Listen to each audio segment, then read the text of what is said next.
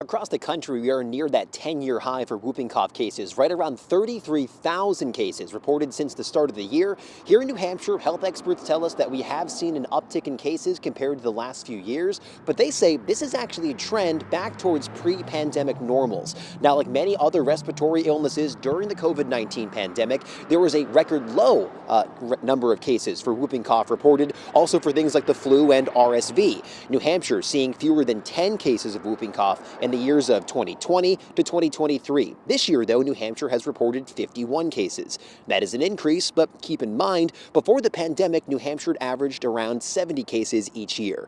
The illness is also called pertussis. It's a bacterial infection, and its symptoms can often mirror the symptoms of the common cold. Think things like a runny nose, a slight fever, and a mild cough, but those symptoms can progress and get much more serious, including an intense cough, sometimes strong enough to even break a patient's ribs. State epidemiologist Dr. Ben Chan says this illness can be highly contagious as well.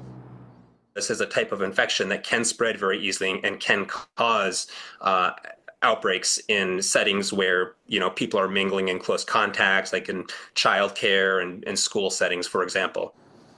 The good news, there are effective vaccines for whooping cough. For those who have already caught it, there's also effective antibacterial treatments. Dr. Chan says if you have these symptoms and they progress and continue to get worse, especially for more than a week or so, you should talk to your healthcare provider about getting tested and treatment options. Live in Manchester, Ross Ketchke, WMUR News 9.